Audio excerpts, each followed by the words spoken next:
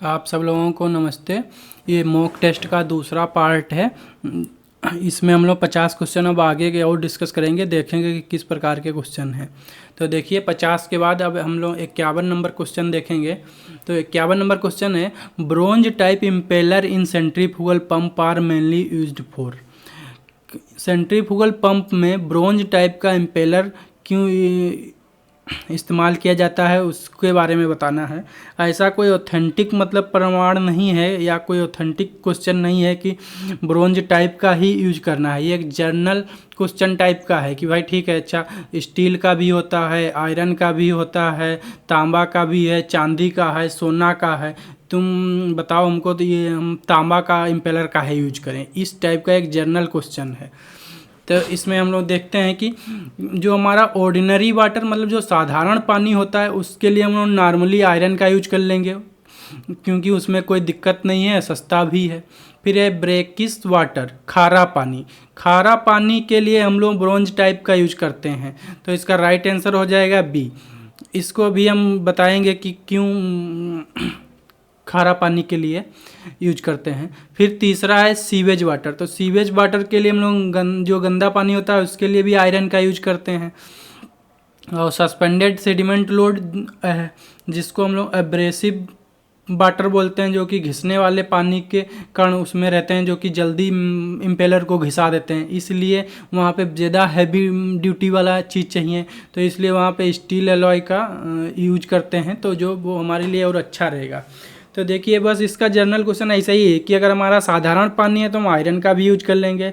अब अगर पानी खारा है तो भाई आयरन का लगाएंगे तो जल्दी जल्दी घिसेगा, तो हमको मेंटेनेंस खर्चा बढ़ेगा, टाइम बर्बाद होगा, इसलिए हम लोग क्या करेंगे यहाँ पे ब्रोंज का यूज कर लेंगे। ब्रोंज से फ़ायदा ये रहेगा कि आयरन के कंपेरिजन में ये जल्दी घिसेगा नहीं।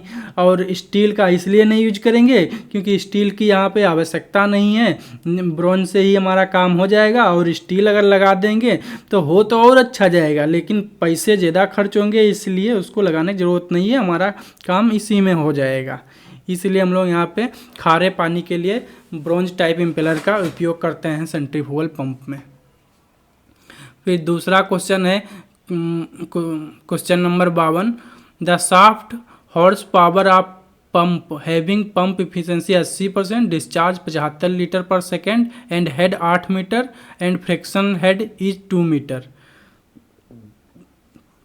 हमको सॉफ्ट हॉर्स पावर कैलकुलेट करना है जिसका एफिशिएंसी दिया हुआ है 80% और डिस्चार्ज दिया हुआ है 75 लीटर पर सेकेंड और हेड दिया हुआ है 8 मीटर और फ्रिक्शनल हेड दिया है 2 मीटर। तो ये जो अलग अलग हेड दिया है, तो हमको सेंट्रीफ्यूगल पंप जो भी हम लोग पढ़ते हैं उसमें हम पता है कि सारे जितने भी प्रकार के हेड होते हैं उन सबको एक में जोड़ देना होता है। तो अगर हम इसका टोटल हेड की बात करेंगे तो देखिए यहाँ पे frictional head plus delivery head दोनों जुड़ जाएंगे। तो फ्रिक्शनल हेड दिया हुआ है हम लोगों को 2 और हेड दिया हुआ है 8, तो 8 2 10 हो जाएगा। तो इसका टोटल हाइट कितना आ जाएगा 10 मीटर। इफिशिएंसी 80% दी हुई है और डिस्चार्ज दिया है 75 लीटर पर सेकेंड।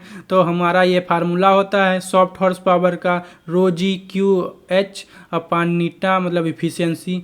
तो रो की पानी की डेंसिटी होती है 1000, जी की वैल्यू 9.81 इंटू 0.75 हो गया ये हमारा डिस्चार्ज, और इंटू में एच हो गया 10 और इफिशिएंसी दिया हुआ है 80%, तो उसको रख लेंगे। तो हम मल्टीप्लाई कराएंगे तो 1996.87 वाट में आ जाएगा। तो 1 वाट में 746 HP होता है, हम लोग जानते हैं, तो इसको इससे भाग कर देंगे तो 12.33 HP निकल के आ जाएगा। तो इसका राइट आंसर हो जाएगा ऑप्शन नंबर बी।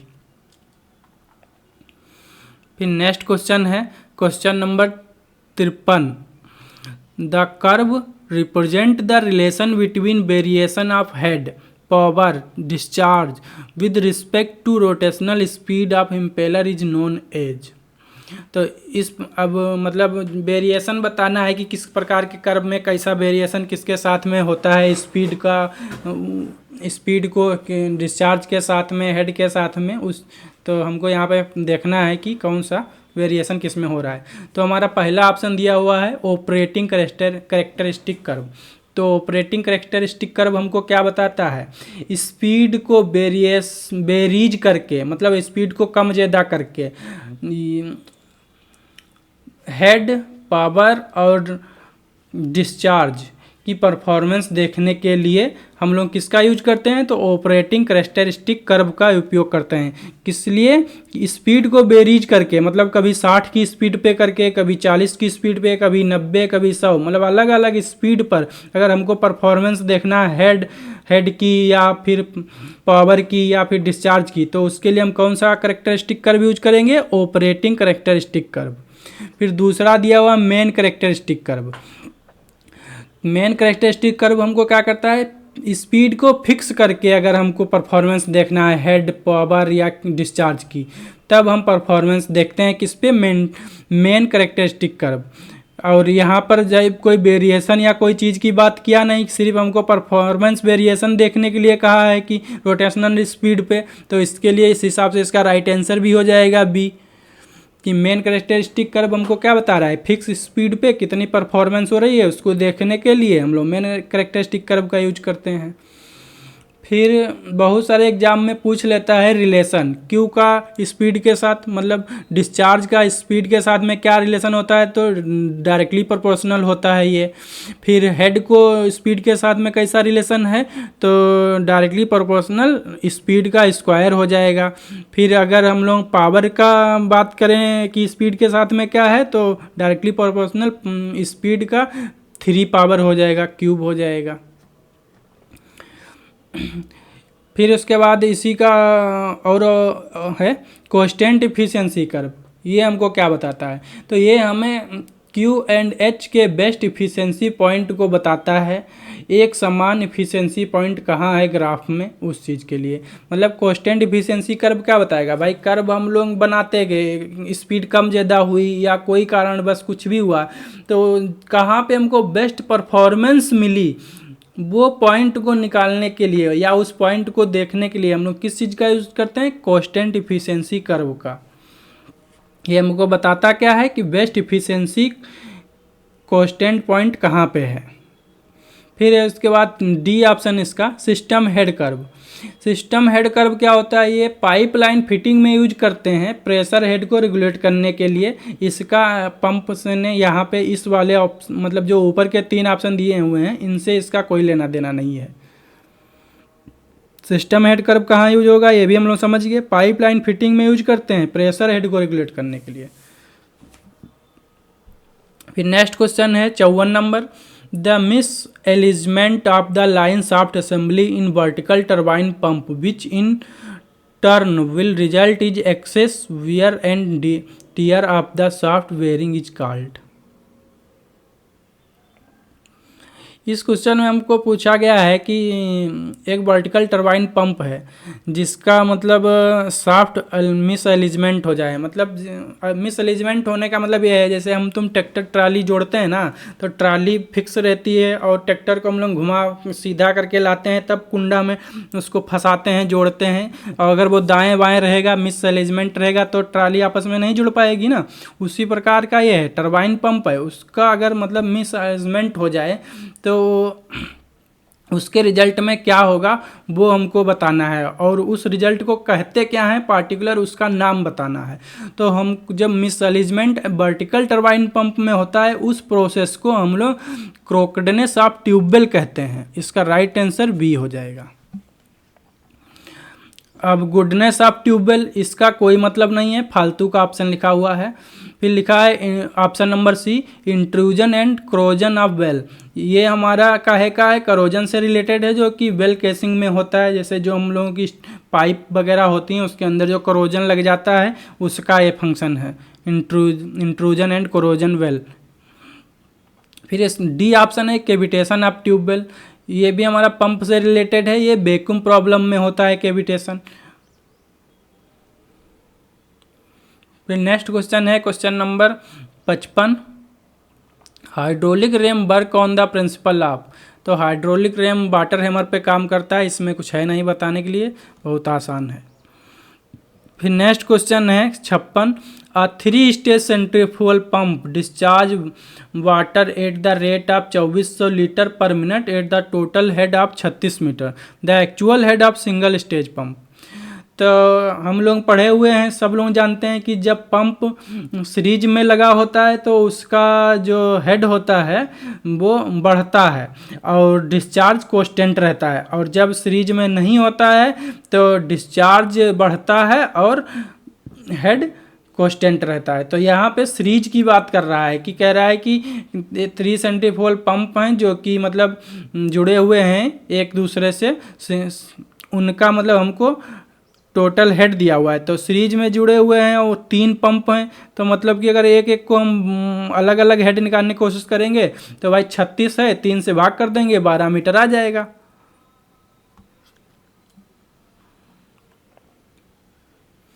फिर नेक्स्ट क्वेश्चन है 57 number, चेजी coefficient with dimension of.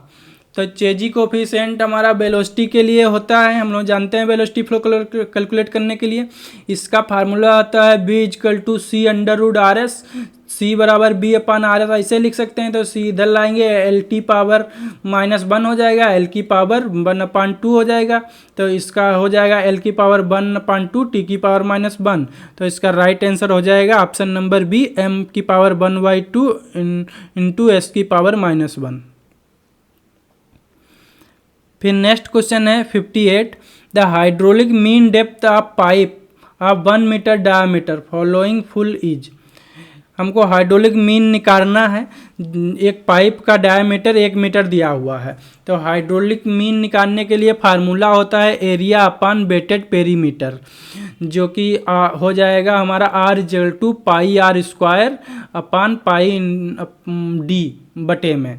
तो पाई की वैल्यू यहाँ पे रखना होगा, आर हमको पता है क्यों, क्योंकि डायामीटर हमको 1 मीटर दिया हुआ है। तो अगर हम डाया 1 हो गया तो उसका व्यास मतलब त्रिज्या कितनी होगी, रेडियस, तो वो हो जाएगी इसकी आधी, तो 0.5 हो जाएगी। तो यहाँ पर अगर हम ये सब वैल्यू रख के कैलकुलेट करेंगे तो हमारा इसका आंसर आ जाएगा 0.25।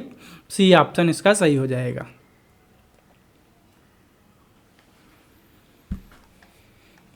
नेक्स्ट क्वेश्चन है 59, the best cross section and most economical hydraulic section for an open channel is. देखो ये क्वेश्चन कितनी बार घूम चुका है, 2-3 बार इसको हम बता चुके हैं। कहीं इकोनॉमिकल बेस्ट पूछेगा, कभी सीपेज पूछेगा, कभी कुछ पूछेगा। तो बेस्ट परफॉर्मेंस के लिए सेमी सर्कुलर होता है, ये हमको याद रखना है, मतलब सबको याद रहता है। अब सेमी सर्कुलर में खासियत यह है कि इसमें मिनिमम सीपेज होता है। और अगर यही क्वेश्चन पूछ लेता एज पर BIS रिकमेंडेशन कौन बेस्ट है तो ट्रपोजोडियल हो जाता। ट्रायंगुलर कोई चैनल नहीं होता है, रेक्टेंगुलर होता है जिसमें मतलब मैक्सिमम सीपेज होता है, इसलिए इसका यूज नहीं करते हैं। नेक्स्ट क्वेश्चन है question number 60, the specific energy in open channel for a given discharge is sum of. Specific energy open channel में फार्मूला होता है Y + B²/2g। Y होता है प्रेशर और B² होती है वेलोसिटी हेड। तो इसका राइट आंसर क्या हो जाएगा, ऑप्शन नंबर ए, pressure energy into kinetic energy.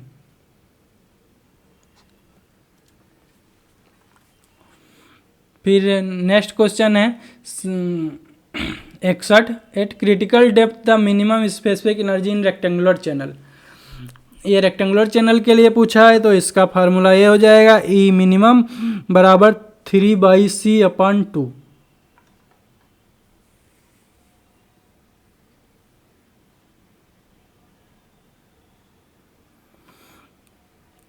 Next question है the length of between two section where one is just before the hydraulic jump and the other is immediate after the jump is called। इसमें हमको 2 section दिए गए हैं hydraulic jump के, जिसको मतलब कह रहा है कि एक हाइड्रोलिक जंप होने से पहले की कंडीशन और एक हाइड्रोलिक जंप होने के बाद की कंडीशन, उन कंडीशन के बीच को क्या कहते हैं वो हमको बताना है। तो देखो आफ्टर जंप जो वो होता है उसको हम लोग सुपर क्रिटिकल डेप्थ Y1 मानते हैं, और जो बिफोर जंप होता है उसको सब क्रिटिकल Y2 मानते हैं। अब ये Y1 और Y2 के बीच के डिफरेंस जो होता है उसी को हम लोग लेंथ ऑफ हाइड्रोलिक जंप कहते हैं। तो इसका राइट आंसर हो जाएगा यहाँ पे लेंथ ऑफ हाइड्रोलिक जंप। और इसी को हम लोग कंजुगेट डेप्थ भी कहते हैं, कंजुगेट डेप्थ। ये भी आगे क्वेश्चन मिलेगा, मतलब घुमा फिरा के याद रखना है अच्छे से, नहीं तो गड़बड़ा जाता है क्वेश्चन। कभी कुछ मतलब कभी कंजुगेट दे देगा ऑप्शन में, तो कभी लेंथ ऑफ हाइड्रोलिक जंप दे देगा, तो कभी इनको ही दूसरे रूप में पूछ लेगा, इनको आफ्टर बिफोर की जगह इनिशियल पूछ देगा कि इनिशियल जंप बताओ क्या होगा। तो सब अच्छे से समझ लेना है, इनको समझ लेना है, मतलब याद कर लेना है, जैसा हम बता रहे हैं बस वैसे याद कर लो, नहीं सब कुछ भी नहीं छूटेगा। आफ्टर जंप को सुपर क्रिटिकल डेप्थ बोलेंगे, इसको बाई 1 मानते हैं। बिफोर जंप को सब क्रिटिकल, इसको बाई 2 मानते हैं। इन दोनों बीच के डिफरेंस को लेंथ ऑफ हाइड्रोलिक जंप लिखते हैं, जो कि ये दिया हुआ है। और इसी टर्म को सेम कंजुगेटेड डेप्थ के नाम से भी जानते हैं। फिर देखो इसी का क्वेश्चन आ गया, for a given specific force two depth are obtained in hydraulic jump, initial depth and sequent depth are called. अभी बोले थे ना कि इन्हीं को पूछेगा घुमा फिरा के, यहाँ पे आफ्टर जंप बिफोर जंप पूछा था, यहाँ पे लिख दिया इनिशियल जंप और सिक्वेंट डेप्थ, तो दोनों का मतलब वही है। यहाँ इस ऑप्शन में हमको ढूंढना वही चीज़ है, चाहे कंजुगेटेड डेप्थ मिले या लेंथ ऑफ हाइड्रोलिक जंप मिले। तो इसमें लेंथ ऑफ हाइड्रोलिक जंप तो ऑप्शन है नहीं, तो कंजुगेट डेप्थ है, तो हमारा राइट आंसर हो जाएगा बी। और देख लीजिए, इनिशियल डेप्थ को सुपर क्रिटिकल बाई 1 मानते हैं और सब सिक्वेंट डेप्थ को सब क्रिटिकल बाई 2 मानते हैं। वही चीज़ सेम चीज़ है, खाली बदलाव है क्वेश्चन में, मतलब घुमा फिरा के पूछने का। फिर 64 नंबर है मैच द फॉलोइंग।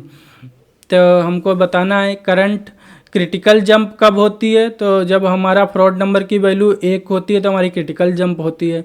अंडुलर जंप कब होती है, जब फ्रॉड नंबर की वैल्यू 1 से 1.7 के बीच में होती है।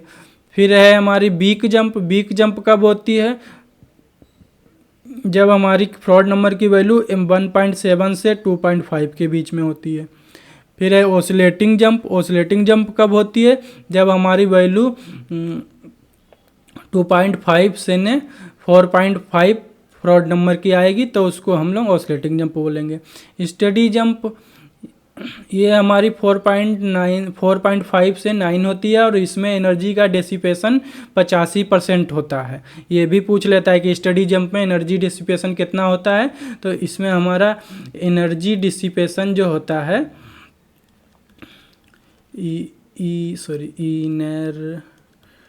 एनर्जी डिसिपेशन ये हमारा कितना होता है 85%।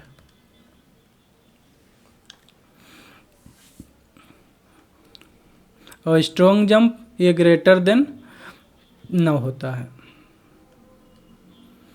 फिर है next question 65, wind circulation and pressure at centre of cyclone precipitation in northern hemisphere is. इसको हम लोग क्या बोलते हैं, anti clockwise law. Option number A इसका राइट हो जाएगा। नेक्स्ट क्वेश्चन है, if annual stream flow is 10⁻⁷ metre cube for an area 10 kilometre square, the depth of run off is. Run of depth पूछा गया है और हमको स्ट्रीम फ्लो दिया गया हुआ है और एरिया दिया गया हुआ है। तो depth of run off metre में कैलकुलेट करेंगे हम लोग, तो वॉल्यूम ऑफ रन ऑफ हो जाएगा मीटर क्यूब में और एरिया हो जाएगा मीटर स्क्वायर में, तब हमारा आ जाएगा मीटर में।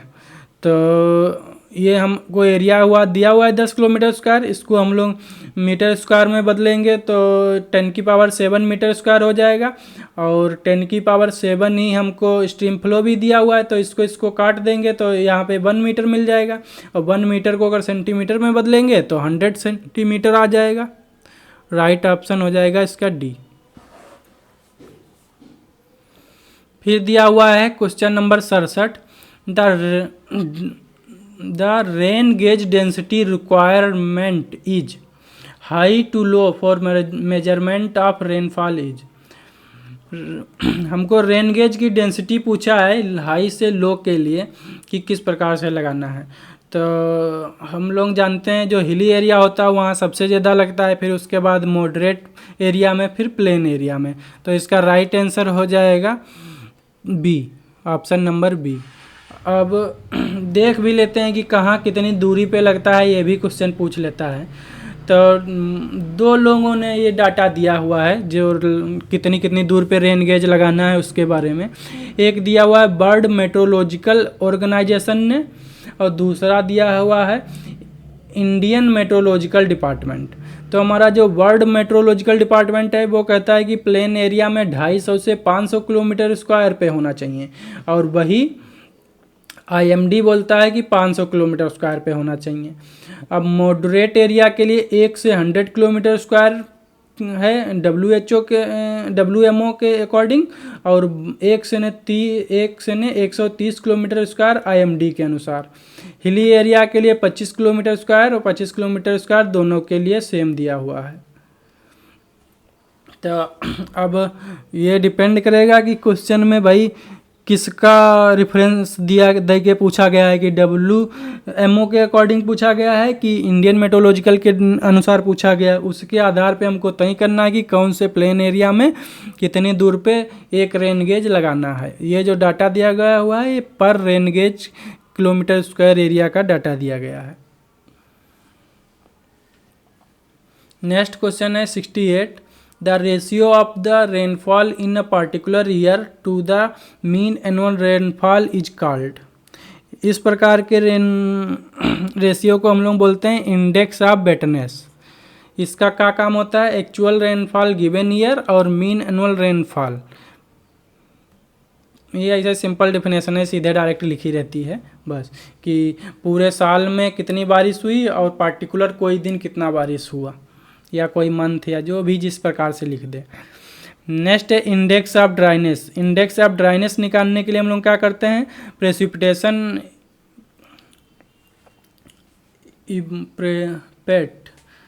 पोटेंशियल इवोपोट्रांसपिरेशन अपॉन प्रेसिपिटेशन करते हैं, तो हमारा इंडेक्स ऑफ ड्राइनेस पता लग जाती है। फिर है इंडेक्स ऑफ MCA। MCA का मतलब होता है एंशिएंट मॉइस्चर कंटेंट, जो कि हमारा ये बताता है कि रेनफॉल होने से पहले कितना मॉइस्चर हमारी सोइल में प्रेजेंट है, और इसका संबंध रनऑफ से होता है। जितना ज़्यादा मॉइस्चर होगा सोइल में उतना रनऑफ ज़्यादा होगा, इसलिए इसका सीधा संबंध रनऑफ से होता है। इसकी वैल्यू अलग अलग होती हैं, MCA 1, MCA 2, MCA 3। जैसे जैसे वैल्यू 1, 2, 3 दिया होगा वैसे वैसे रनऑफ कम ज़्यादा हो रहा है, क्या हो रहा है उसके बारे में डिटेल दी होती है। नेक्स्ट क्वेश्चन है 69, identify the correct relation. Total runoff का रिलेशन का पूछना है, जिसमें सब जुड़ रहा है वही रनऑफ। देख लो इसमें किस में जुड़ रहा है, ये सरफेस रनऑफ, सब सरफेस रनऑफ और बेस फ्लो। तो इसका राइट आंसर हो जाएगा C। फिर नेक्स्ट क्वेश्चन है which shape of water shade is produce high peak run of hydrograph is less time. Water shape का किस प्रकार का शेप मतलब कम समय में ज़्यादा पीक जनरेट करेगा, ऐसा कौन से प्रकार, ऐसा मतलब किस प्रकार का शेप है उसको आइडेंटिफाई करना है। तो हमारा 3-4 प्रकार का शेप बनता है वाटर शेड का, जिसमें पहला है फर्न शेप। ये जो फर्न शेप होता है इसमें लो पीक होता है, और फैन शेप ये वाटर इसका हाई पीक होता है, और स्क्वायर शेप जो वाटर शेड होता है उसका मॉडरेट शेप होता है। फिर रेक्टेंगुलर शार्प वाटर शेड इसका भी लो पीक होता है। तो हमसे पूछा गया है किसके लिए कि कौन सबसे ज़्यादा पीक हाई बनाता है, तो हमारा फैन शेप हाई बनाता है, तो इसका राइट आंसर हो जाएगा B।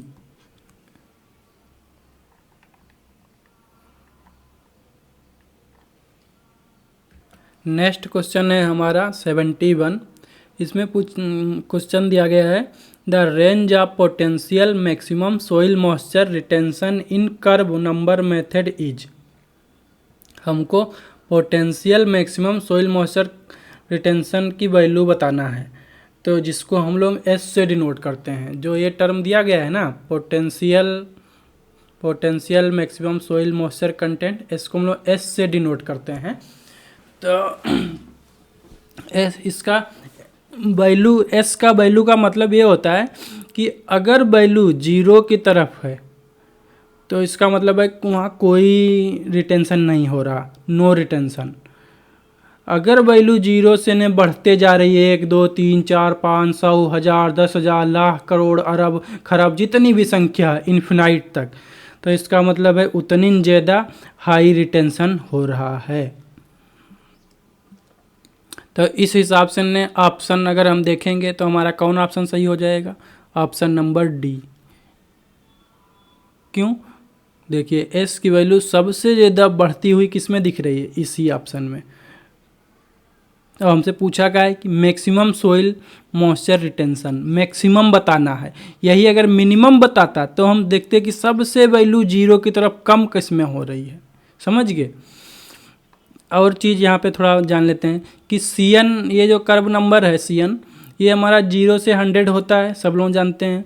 जीरो की और अब इसमें भी वही सेम प्रोसेस है, उसमें रिटेंशन की बात हो रही है और इसमें देखो काहे की बात हो रही है। अगर सी एन की वैल्यू जीरो की ओर वैल्यू जाएगी तो मतलब इन्फिल्ट्रेशन ज़्यादा होगा, अगर 100 की ओर जाएगी तो रन ऑफ ज़्यादा होगा, ये बताता है सी एन। समझ गए? एस बताएगा कि रिटेंशन कैपेसिटी कितना है सोइल का, रिटेंशन कैपेसिटी सोइल मॉइस्चर की, और एस और सी एन बताएगा रन ऑफ और इन्फिल्ट्रेशन को।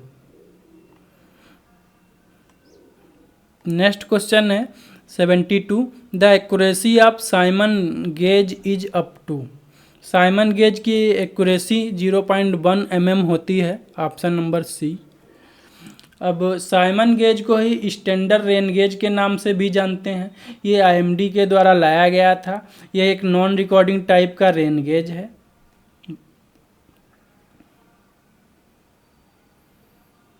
नेक्स्ट क्वेश्चन है 73, the relation between maximum flood discharge from a catchment area is given as.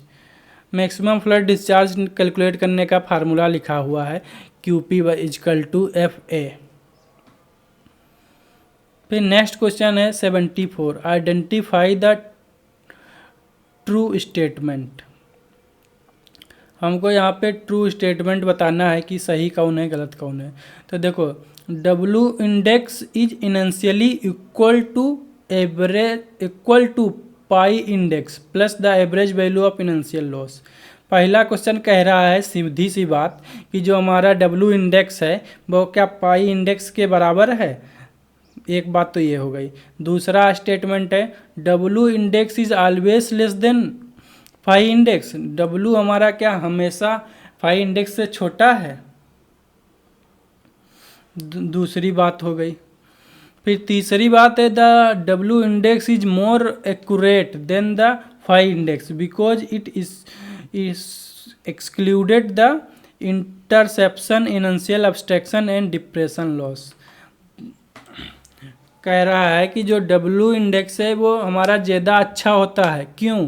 क्योंकि जो फाई इंडेक्स होती है उसमें हमारे इंटरसेप्शन लॉस या इनेंशियल लॉस या और कोई भी प्रकार के लॉस दुनियादारी जो भी हैं वो सब फाई इंडेक्स में जुड़े होते हैं। तो एक आदमी हमको दोनों का काम है इन्फिल्ट्रेशन बताना। एक है जो कि सिर्फ बारिश के दौरान होने वाला पानी कितना इन्फिल्ट्रेट कर रहा है उसको बताता है, जिसको हम लोग W से डिनोट करते हैं। और एक है जिसमें बारिश शुरू हुई, जिसमें हर प्रकार के लॉस को भी इंक्लूड करता है, वो बताता है इन्फिल्ट्रेशन। तो भाई कॉमन सी बात है, जो सिर्फ अच्छी जो जितना पानी ज़मीन में जा रहा है सिर्फ उसको जो कैलकुलेट करेगा उसी को नाम अच्छा मानेंगे। तो अगर हम उसको अच्छा मानेंगे तो वो फिर फाई इंडेक्स के कंपैरिजन में कम भी होगा। तो ये भी यहाँ पे मतलब बात सही लिखी है कि W इंडेक्स मोर एक्यूरेट। क्यों? क्योंकि इसमें कोई भी लॉस नहीं होता है, सीधा जितना इन्फिल्ट्रेशन हो रहा है उसको कैलकुलेट करता है। दोनों ही इन्फिल्ट्रेशन के लिए यूज होते हैं। और लिखा है W इंडेक्स ओनली इन्फिल्ट्रेशन करता है, सही बात है। Phi index infiltration plus all losses को कैलकुलेट करता है। तो इस हिसाब से हमारा बढ़िया कौन हुआ? W इंडेक्स बढ़िया हुआ अच्छी इन्फिल्ट्रेशन को पता करने के लिए। और उसी चीज़ को यहाँ पे देखेंगे लिखा हुआ है कि W index greater than phi index. अब यहाँ पर चाहे ग्रेटर देन समझो, चाहे मोर एक्यूरेट समझो, जो समझना है समझो, लेकिन बेस्ट कौन है? W index. तो इस हिसाब से ने हमको दो बात समझ में आई। एक तो लिखा है कि W index always less than phi index, सही बात है, इसकी वैल्यू लेस आएगी इन्फिल्ट्रेशन की। क्यों? क्योंकि इसमें लॉसेस नहीं होता है। तो पहला स्टेटमेंट हमारा सही हो गया। तो सॉरी, पहला नहीं, दूसरा, क्यों? दूसरा स्टेटमेंट हमारा सही हो गया। फिर पहला स्टेटमेंट दिया हुआ है कि W index is initially equal to phi index, तो इक्वल होता ही नहीं है। क्यों? क्योंकि डब्ल्यू इंडेक्स सीधे इन्फिल्ट्रेशन कैलकुलेट करता है, वो लॉस भी करता है, तो ये गलत हो गया। फिर तीसरा भी सही दिया हुआ है कि भाई डब्ल्यू इंडेक्स मोर एक्यूरेट होता है पाई इंडेक्स से। तो इसके हिसाब से हमारा राइट आंसर हो जाएगा ऑप्शन नंबर सी, दूसरा और तीसरा। फिर क्वेश्चन दिया हुआ है 75, the major limitation of single cylinder infiltrometer और method is. Single cylinder infiltrometer की लिमिटेशन क्या है उसके बारे में पूछ रहा है।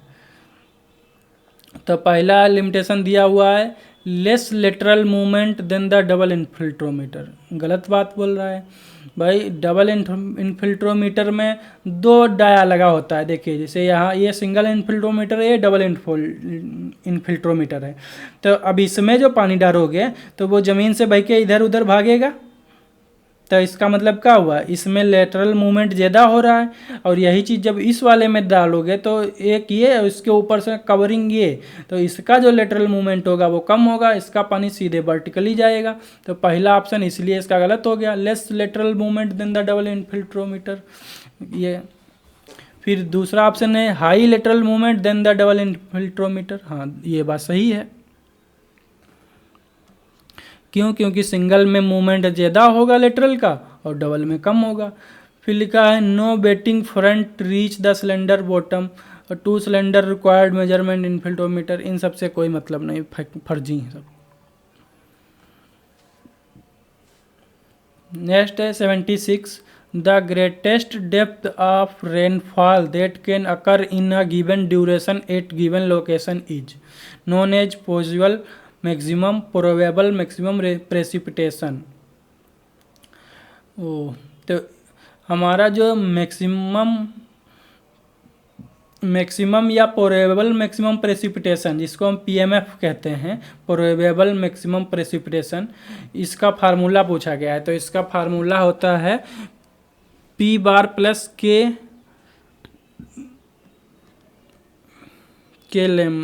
इसको पता नहीं क्या बढ़ते हैं यार, हटो। इसका ये फार्मूला दिया हुआ है, यही फार्मूला इसका होता है। और ये अब आया कहाँ से ने? तो ये 1961 में हर्ट्ज़फील्ड मेथड डेवलप की गई थी। काहे के लिए? प्रोबेबल मैक्सिमम फ्लड या प्रेसिपिटेशन कैलकुलेट करने के लिए। और इसका जो रिजल्ट आता है वो एक रफली रिजल्ट होता है, इसको एक्यूरेट नहीं माना जाता है। ये कब करते हैं? जब डाटा की उपलब्धता कम होती है तब। तो इसका हम लोग जान गए कि ये प्रोबेबल मैक्सिमम प्रेसिपिटेशन क्या है। ये एक मेथड है जो कि रन ऑफ कैलकुलेट करने के लिए है, जो कि हम लोग रफली कैलकुलेट करके एक जनरली आइडिया देते हैं। और ये कब डेवलप किया गया था? तो 1961 में डेवलप किया गया। किस नाम से? हर्ट्ज़फील्ड मेथड के नाम से डेवलप किया गया। इसका फार्मूला क्या है? तो पी बार प्लस के नीटा इसका फार्मूला है। डी ऑप्शन इसका सही हो जाएगा। नेक्स्ट क्वेश्चन है 77, which one of the following pair is not correctly matched. ठीक, वाटर लॉस इवेपोरेशन से होता है, रन ऑफ स्ट्रीम फ्लो होता है, परकुलेशन सोइल इरोजन नहीं होता है, स्ट्रीम प्रेसिपिटेशन ये भी होता है। ये ऑप्शन परकुलेशन और स्ट्रीम लॉस गलत है।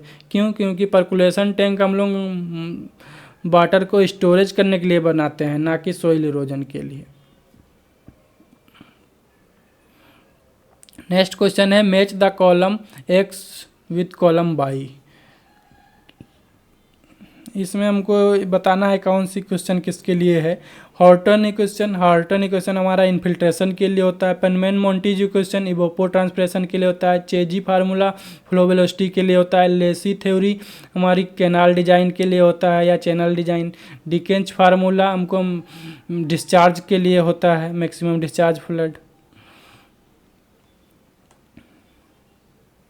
फिर नेक्स्ट क्वेश्चन है 79, a rainfall of 2 centimetre occur in 4 hour storm and 5 index was 0.25 centimetre per hour, what was the rainfall access.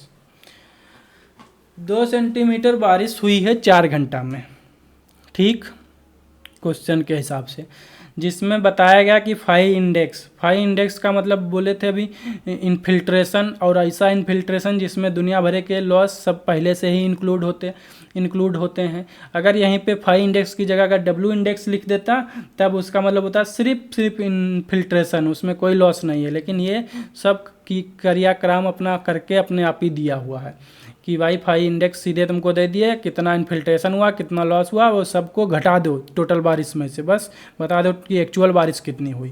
तो सीधी सी बात है, रेनफॉल एक्सेस निकालने के लिए टोटल रेनफॉल माइनस लॉसेस, तो लॉसेस में हमारा इन्फिल्ट्रेशन भी आ गया और दुनिया भर के सब लॉस जितने भी हैं सबको घटा देना है। तो दो टोटल हमारा बताना है। तो मान लो 1 घंटा में 0.25 सेंटीमीटर हो रही है, तो 4 घंटा में कितनी हो जाएगी, तो इसको गुणा कर देंगे तो आ जाएगा 1 सेंटीमीटर। तो मतलब 4 घंटा में हमारी 1 सेंटीमीटर तो खाली इन्फिल्ट्रेशन लॉस वगैरह में चली गई, और बारिश कितनी हुई 2 सेंटीमीटर। तो अगर 2 सेंटीमीटर हुई तो 2 में से 1 माइनस कर देंगे तो 1 बचेगा, तो वही यहाँ पे आ जाएगा 1 सेंटीमीटर। नेक्स्ट क्वेश्चन है 80, in curve number method the hydrological soil group D indicate. Curve number में हमारे ग्रुप होते हैं ABCDE, हाइड्रोलॉजिकल ग्रुप जिनको बोलते हैं।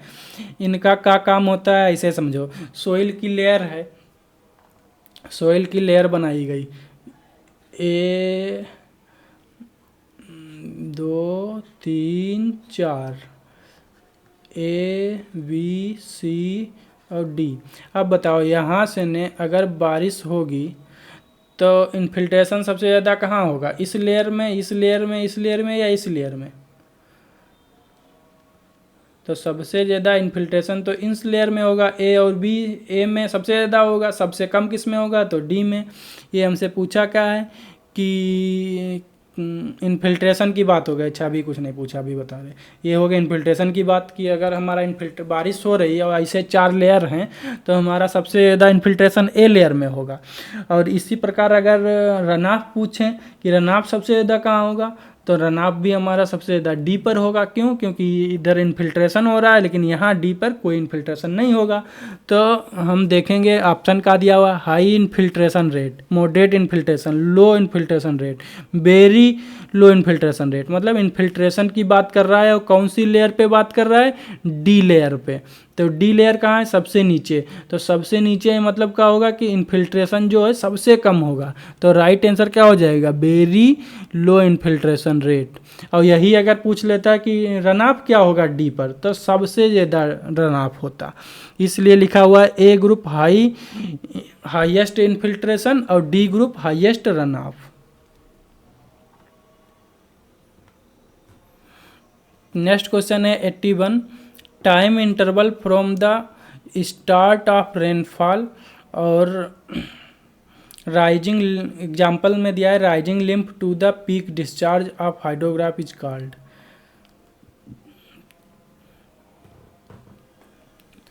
क्वेश्चन का पूछने का मतलब है कि टाइम जब रेनफॉल स्टार्ट होती है तो टाइम इंटरवल जो राइजिंग लिम्फ में बनता है उसको क्या कहते हैं, तो उसको हम लोग टाइम टू पीक बोलते हैं। ऑप्शन नंबर इसका B सही हो जाएगा। ऐसा ग्राफ बना होता है, उसमें देखते होंगे कि जब बारिश होती है तो धीरे धीरे पहले इन्फिल्ट्रेशन वगैरह लॉस होगा तो कुछ कम होगा, फिर उसके बाद धीरे धीरे ग्राफ ऊपर को बढ़ना स्टार्ट कर देता है, फिर C पॉइंट पे पहुंचता है। C और E को जिसको हम लोग सेगमेंट क्रेस्ट बोलते हैं। यहाँ से ने जो D के टाइम का होता है ये इतना, ये जो दूरी होती है इसी दूरी को हम लोग क्या बोलते हैं, टाइम टू पीक।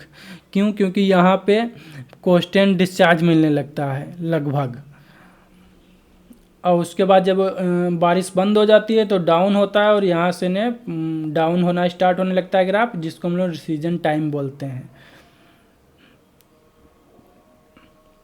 और इसी का क्वेश्चन और भी है, अभी देखना, और थोड़ा हम लोग समझेंगे इसी ग्राफ के माध्यम में। तो इसका राइट आंसर हो गया टाइम टू पीक। समझ गए हम लोग टाइम टू पीक क्या होता है कि टाइम टू पीक का मतलब वो है कि कांस्टेंट डिस्चार्ज वैल्यू हमको कितनी देर तक का मिली, वो वाली बात। उसके बाद है नेक्स्ट क्वेश्चन है 82, the falling lymph in hydrograph represent the falling lymph in hydrograph represent the. ये हमको क्वेश्चन में पूछ रहा है कि जो फॉलिंग लिम्फ होता है वो हाइड्रोग्राफ में क्या रिप्रेजेंट करता है। तो फॉलिंग लिम्फ हमारा क्या होता है, पहले हम उसको समझेंगे यहाँ पर, फिर ऑप्शन पढ़ेंगे। तो जो हमारी फॉलिंग लिम्फ होती है वो समय के साथ पानी को विड्रॉल करना, इसका मतलब होता है। विड्रॉल करना मतलब पानी को हटाना, एक ही बात है। समय के साथ पानी को हटाना, यहाँ पर देखिए क्या हो रहा है भाई, जैसे बारिश बंद हो गई तो धीरे धीरे पानी घट रहा है ना, तो और समय भी तो बढ़ रहा है ना इधर। तो वही बात लिखी है कि फॉलिंग का है, फॉलिंग पीरियड को ही हम लोग रिसीजन टाइम बोलते हैं, और इसी को हम लोग क्या देखते हैं कि समय के साथ पानी कितना घट रहा है। और ये कब देखते हैं, जब पानी बंद हो जाता है तब, उसके बाद। और उसके बाद लिखा हुआ है कि इसकी प्रॉपर्टी डिपेंड करती है जियोग्राफिकल कंडीशन, और यह एक सिंगल प्रॉपर्टी होती है। अच्छा, यहाँ पर हम ऐसी बात इसलिए लिखे हैं क्योंकि क्वेश्चन में हमेशा मतलब पूछ लेता है, कभी पूछेगा कि फॉलिंग लिम्फ की प्रॉपर्टी बताओ, कभी पूछेगा राइजिंग लिम्फ की प्रॉपर्टी बताओ। तो प्रॉपर्टी कहीं पे लिख देगा बेसन करेक्टरिस्टिक प्लस स्ट्रीम, कहीं लिख देगा रीजन बेसिन, कहीं वाटर शेड, कहीं कुछ, दुनिया भर की कोई भी बात लिखे, हमको उससे मतलब नहीं है। हमको मेन इससे जड़ पकड़ना है, इसकी चीज़ समझना है कि कहना क्या चाह रहा है। देखो, तो फॉलिंग लिम्फ का मतलब हो गया कि पानी को स्टोर करना। तो जैसे जैसे बारिश होगी तो यहाँ ये सब पानी स्टोर होने लगता है, पानी स्टोर हो रहा है इधर। तब जब स्टोर हो जाता है तब ना एक कांस्टेंट डिस्चार्ज मिलता है। तो इसी पीरियड को हम लोग बोलते हैं राइजिंग लिम्फ। और इधर के जो पानी धीरे धीरे खाली हो रहा है उसको बोलते हैं फॉलिंग लिम्फ। तो अब अगर हम लोग इसकी प्रॉपर्टी की बात करें तो पानी कितना भर रहा है उसके बाद डिस्चार्ज कांस्टेंट मिल रहा है, तो ये हम पे किस चीज़ पे डिपेंड करेगा, मन से सोचो। सोचने का मतलब ये है यहाँ पर कि भाई अब ये यहाँ पर दो चीज़ों पर डिपेंड करेगा कि हमको कांस्टेंट डिस्चार्ज कब मिलेगा। वो कौन दो चीज़ें होंगी? वो दो चीज़ें ये होंगी कि पहले बात तो जहाँ ये बारिश हो रही, जहाँ की ये ज़मीन है, जिसकी ये जियोग्राफिकल कंडीशन है, वो उसकी जियोग्राफिकल कंडीशन क्या है। जियोग्राफिकल कंडीशन चाहे वो वाटर शेड का नाम ले ले, चाहे बेसिन लिख दे, चाहे कैचमेंट लिख दे, या कुछ भी लिख दे, हमको ध्यान का रखना है कि जहाँ बारिश हो रही है वहाँ का जियोग्राफिकल कंडीशन कैसा है। अब यही मान लो अगर पहाड़ पर बारिश हो रही है तो ये जल्दी राइजिंग लिम्फ हो जाएगा, कांस्टेंट डिस्चार्ज हमको जल्दी मिल जाएगा। यही अगर प्लेन एरिया में जहाँ इन्फिल्ट्रेशन अच्छा है वहाँ होगा तो यही हमको देर में मिलेगा। तो ये किस पर डिपेंड करेगा? एक तो हमको जियोग्राफिकल कंडीशन पे, और दूसरा कि पानी की गति कितनी है उस पे, स्पीड, प्रेसिपिटेशन, पानी का सोर्स क्या है। तो इन दो बात पर, दो प्रॉपर्टी पर डिपेंड करेगा कौन? Rising lymph. और अब अगर हम बात करें फॉलिंग लिम्फ की या रिसीजन लिम्फ की, ये किस पे डिपेंड करेगा? तो अब बारिश तो बंद हो गई, एक प्रॉपर्टी मतलब परमानेंटली हट गई, तो सिंगल प्रॉपर्टी कौन बची? Geographical condition. चाहे वो वाटर शेड करेक्टरिस्टिक हो, चाहे वो बेसिन करेक्टरिस्टिक हो, चाहे कैचमेंट करेक्टरिस्टिक हो, कोई भी करेक्टरिस्टिक हो, इस पे डिपेंड करेगा कि वहाँ का भाई सोइल कंडीशन कैसा है, उसके हिसाब से नहीं ये राइजिंग लिम्फ होगा। अगर प्लेन एरिया है तो थोड़ा धीरे धीरे होगा, अगर पहाड़ी एरिया है तो फट देसन खाली हो जाएगा। इसलिए यहाँ पे हमेशा दोनों चीज़ याद रखना है। राइजिंग लिम्फ की जब भी बात आएगा तो हमको दो प्रॉपर्टी की ज़रूरत पड़ेगा। एक तो पानी का सोर्स का है, कितनी स्पीड में आ रहा है, और दूसरा वहाँ का सोइल कंडीशन कैसा है, जियोग्राफिकल कंडीशन कैसा है, उस पर डिपेंड करेगा। इसलिए क्वेश्चन में हमेशा पूछता है, मतलब लिखता है वाटर करेक्टरिस्टिक और स्ट्रीम करेक्टरिस्टिक या प्रेसिपिटेशन करेक्टरिस्टिक, इस प्रकार से।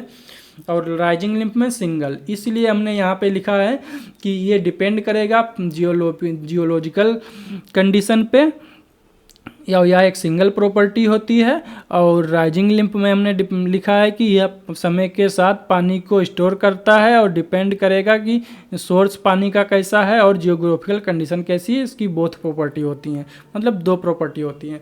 तो यहाँ से हमको कितने दो क्वेश्चन मिले, कौन कौन, एक तो हमको जो दो नहीं तीन, एक हाइड्रोग्राफ से तीन क्वेश्चन मिल गए कि अगर पूछेगा कि इनिशियल फेज में जो वाटर स्टोर करता है उसको हम लोग क्या कहते हैं, तो राइजिंग लिम्फ कहते हैं। बारिश बंद होने के बाद जो रिसीजन कर्व बनता है वो कहाँ बनता है, तो वो फॉलिंग लिम्फ में बनता है।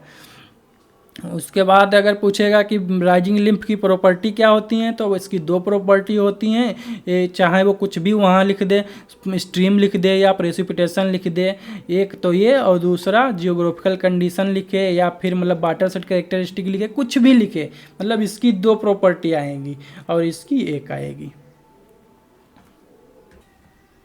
तो इसलिए अब इसका राइट आंसर यहाँ पे क्या हो जाएगा, फॉलिंग लिम्फ। विड्रॉल और maximum storage built up in water set during initial phase, मतलब जो पानी इनिशियल फेज में स्टोर होता है उसको विड्रॉल करना, ये किस में आता है, फॉलिंग लिम्फ में। तो इसका राइट आंसर ए हो जाएगा।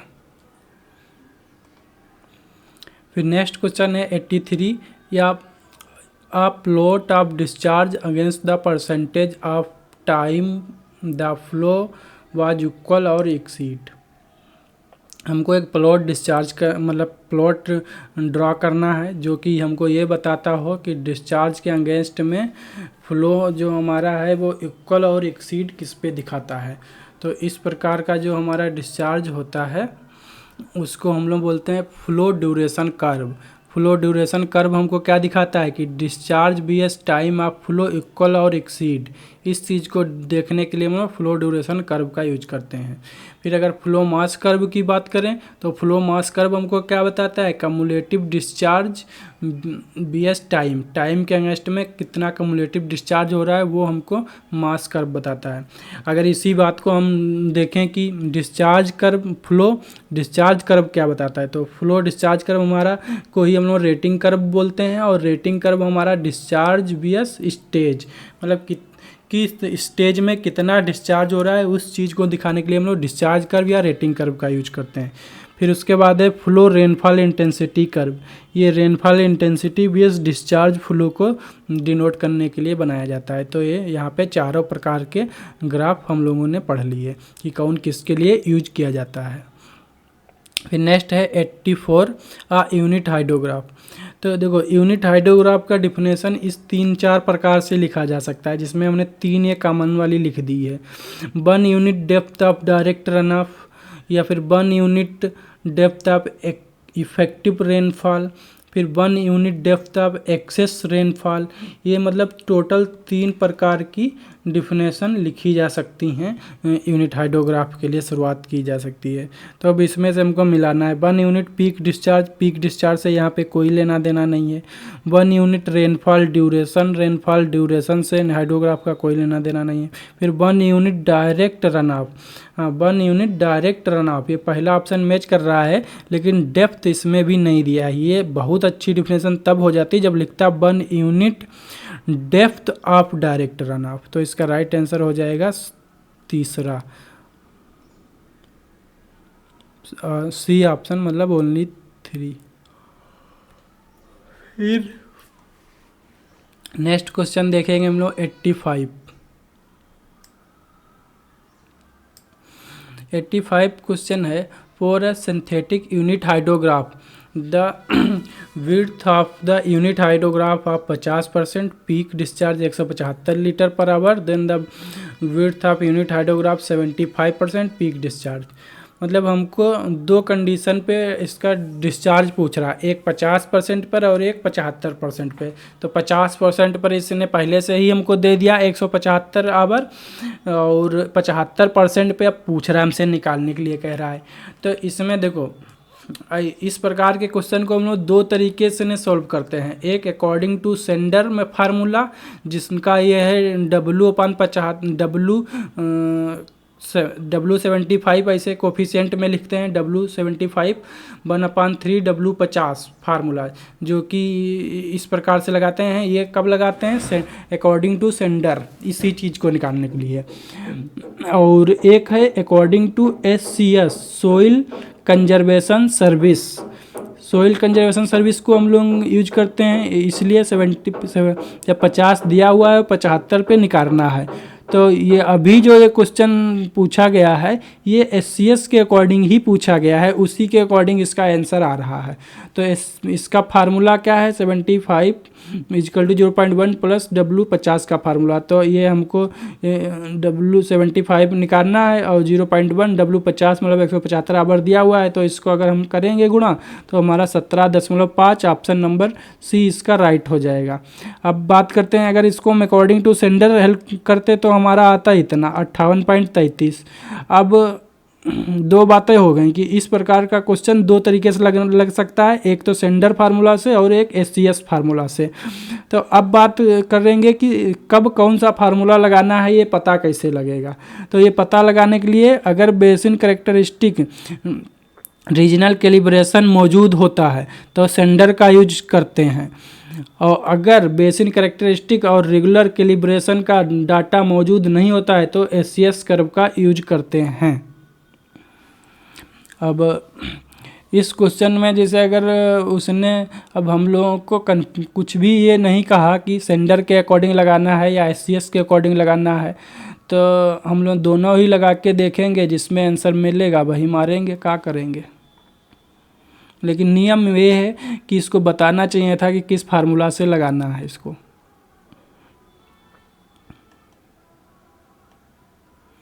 फिर नेक्स्ट क्वेश्चन है 86। इसमें क्या है? In this method the extreme flood that is physically possible in region as a result of severe most combination including the rare combination of the meteorological and hydrological factor consider. पूछ रहा है इस method में हमको एक ऐसा मतलब कोई एक रीजन है जहाँ पे हम लोगों ने संभावित बहुत ज़्यादा रियर केस और बहुत कम खतरा वाला केस, उन सब को, और जो मेट्रोलॉजिकल फैक्टर है उन सब को ध्यान में कंसीडर करके किस प्रकार का मतलब डिजाइन करना चाहिए, उसको क्या बोलेंगे ऐसा। तो ऐसे केस को हम लोग बोलते हैं probable maximum flood. Option number B इसका सही हो जाएगा। फिर इसका ऑप्शन ए दिया हुआ है स्पिलवे डिजाइन फ्लड। ये हमारा काहे के लिए होता है? एक्सेस वाटर को सेफली रिमूव करने के लिए स्पिलवे बनाए जाते हैं। फिर है स्टैंडर्ड प्रोजेक्ट फ्लड। अब स्टैंडर्ड प्रोजेक्ट फ्लड और प्रोबेबल मैक्सिमम फ्लड, इन दोनों में समानता है। समानता क्यों है? लिखा है same as a like probable maximum flood, मतलब जैसा प्रोबेबल मैक्सिमम फ्लड है वैसे स्टैंडर्ड प्रोजेक्ट फ्लड है। बस अंतर का है कि जो हमारा PMF मतलब प्रोबेबल मैक्सिमम फ्लड से थोड़ा कम होता है। अगर मान लो इसका डिस्चार्ज 100% मान के डिजाइन किया गया है, इसका डिस्चार्ज अगर 100% मान के किया गया है, तो जो हमारा स्टैंडर्ड प्रोजेक्ट डिजाइन होता है इसमें हम लोग इसका डिस्चार्ज 95% मान के करेंगे। बस इतना अंतर होता है, इसलिए लिखा है कि सेम ही है, दोनों का सेम काम है, लेकिन बस डिस्चार्ज में थोड़ा अंतर है कि उसको अगर 100 लीटर डिस्चार्ज मान के डिजाइन करेंगे तो इसको 95 लीटर मान के डिजाइन करेंगे, या परसेंटेज में समझ लो। फिर इसी प्रकार लम्प्ड एंड डिस्ट्रीब्यूटेड फ्लड, ये हमारे कहाँ यूज होते हैं? तो ये हमको मॉडल हाइड्रोलॉजिकल मॉडल में यूज किए जाते हैं। फिर है 87 number, it is a fictitious imaginary reservoir in which the storage is directly proportional to the discharge. Imaginary reservoir कौन है, उसका किससे क्या रिलेशन होता है, वो चीज़ यहाँ पे हमको बताना है। तो हमारा जो लीनियर रिजर्वायर होता है यह एक इमेजिनरी रिजर्वायर है और हमको बताता क्या है कि स्टोरेज डायरेक्टली मतलब डिस्चार्ज जो है वो स्टोरेज के डायरेक्टली प्रोपोर्शनल है या नहीं है। इस चीज़ को बताने के लिए हमारा कौन सा रिजर्वायर होता है, तो लीनियर रिजर्वायर। लीनियर रिजर्वायर हमको क्या बताता है कि यह एक इमेजिनरी रिजर्वायर होता है जिसमें हम लोग एज्यूम करते हैं कि जो डिस्चार्ज होता है वो डायरेक्टली प्रोपोर्शनल होता है स्टोरेज के, लेकिन ऐसा होता नहीं है। फिर है लीनियर चैनल। लीनियर चैनल होता नहीं है, लेकिन फ्लो कैलकुलेट करने के लिए हम इसको मान लेते हैं कि फ्लो हमारा लीनियर हो रहा है। फिर इसी प्रकार है लीनियर हाइड्रोग्राफ। लीनियर हाइड्रोग्राफ का अलग मतलब होता है। लीनियर हाइड्रोग्राफ का मतलब होता है कि अगर रेनफॉल डबल होगी तो हाइड्रोग्राफ ऑर्डिनेट भी डबल हो जाएंगे। फिर है प्रिज्म एंड स्टोरेज। ये मुस्किंगम इक्वेशन में यूज होता है, प्रिज्म और स्टोरेज। अब प्रिज्म काहे के लिए यूज करते हैं, यूनिफॉर्म फ्लो के लिए, और स्टोरेज काहे के लिए यूज करते हैं, तो अनस्टेडी फ्लो के लिए।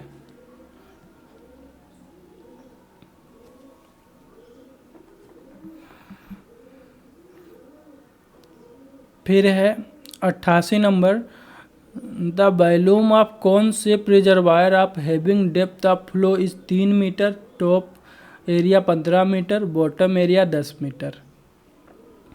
तो यहाँ पे हमको वॉल्यूम कैलकुलेट करना है कौन से रिजर्वायर का, तो उसका निकालने के लिए फार्मूला दिया गया है। क्या होता है, H/3 ब्रैकेट में A1 + A2 plus under root में A1 × A2। तो हमारा H दिया हुआ है 3 मीटर, A दिया हुआ है 15 मीटर, A2 दिया हुआ है 10 मीटर। तो इस फार्मूला में रख के हम लोग जब कैलकुलेट करेंगे तो इसका आंसर आ जाएगा 30। तो राइट आंसर इसका हो जाएगा C। फिर question number 89, the sum of Muskingum coefficient in channel reservoir routing is. Muskingum coefficient का रिजर्वायर में मतलब क्वेश्चन पूछा गया है। तो मुस्किंगम में क्वेश्चन हमारा ये लिखा हुआ है कि QT = C0 TT + C1 TT - 1 + C2 OT TT - 1। तो यहाँ पे अगर हम Q अलग करेंगे तो C0 + C1 + C2 = 1 आ जाएगा। तो इसका राइट आंसर हो जाएगा A। फिर है question number 90, in region having same climatological characteristic the enveloping curve technique can be use to develop relation between. हमको इस क्वेश्चन में ये बताना है कि जो इन्वॉल्विंग कर्व टेक्निक है वो किस किस के बीच का रिलेशन शो करता है। मतलब ये जो चीज़ दिया हुआ है इन्वॉल्विंग कर्व टेक्निक, वो हमको किस किस के बीच का रिलेशन बताता है। तो वो हमको रिलेशन बताता है maximum flood flow and drainage के बीच में। ध्यान रखना है, maximum flood flow and drainage, ना कि डिस्चार्ज। ध्यान देना है यहाँ पे, ड्रेनेज, फ्लड एंड ड्रेनेज के बीच का जो रिलेशन बताता है उस टेक्निक को क्या कहते हैं, इन्वॉल्विंग कर्व टेक्निक।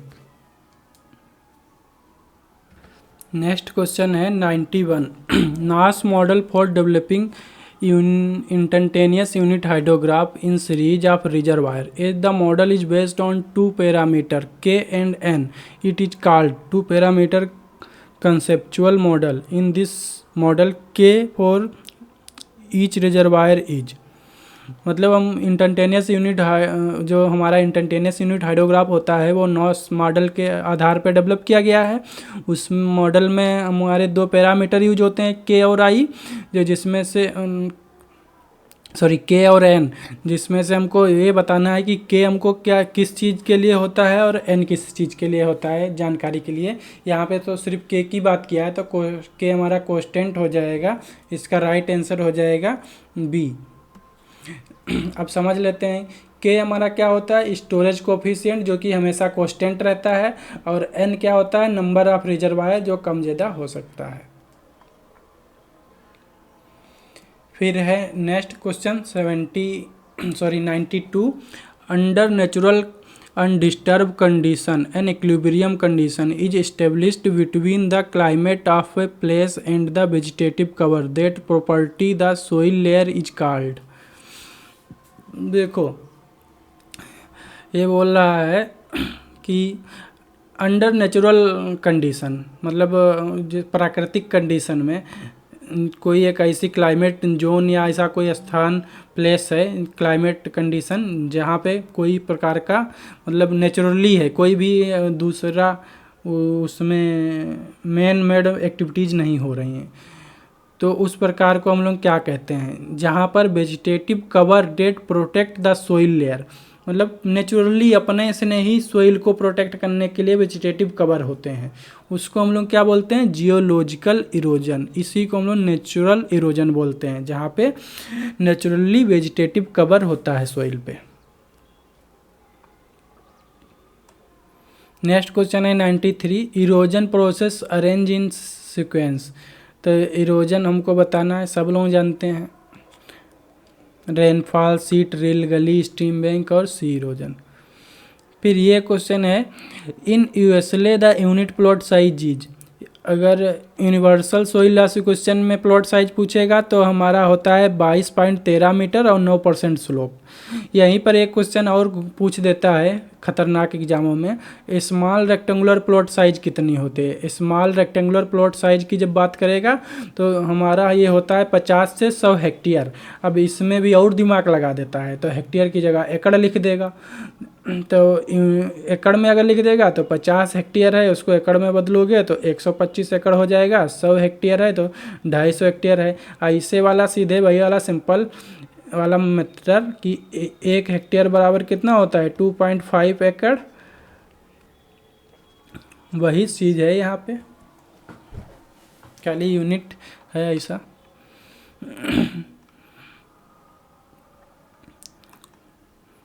फिर है 95, the slope factor for a given field, slope length 88 metre and the exponent is 0.5। तो हमको स्लोप लेंथ फैक्टर निकालना है इसलिए के लिए, तो वो हमारा क्या होता है, 22/13/m, और बाई की वैल्यू दिया हुआ है 88 और m दिया है 0.5। तो हमारा जो फार्मूला दिया हुआ है बाई/22/13 पावर m, तो बाई की वैल्यू 28 दे दिया, m की वैल्यू भी दे दिया 0.5। तो हम इस सबको सोल्व करेंगे तो इसका राइट आंसर आ जाएगा 2। फिर नेक्स्ट क्वेश्चन है 96, the annual soil loss equation for a given plot of rainfall erosivity 1000 million joule mm per hectare per year और 0.2 mega joule per hectare for a given conservation practice factor of 0.5 and crop management factor is 0। अब इसमें जब crop management factor 0 ही दे दिया है, RKLS-CP के ये सारे वैल्यू लिखी हुई हैं, तो RKLS ये सब एक में गुणा होता है, तो अगर हम कुछ भी वैल्यू रखेंगे और एक वैल्यू 0 हो जाएगी C की वैल्यू, तो आंसर भी 0 हो जाएगा। तो इसलिए इसका आंसर यहाँ पे 0 हो जाएगा। इसको ज़्यादा गुणा भाग नहीं करना था, बस ध्यान से पढ़ना था,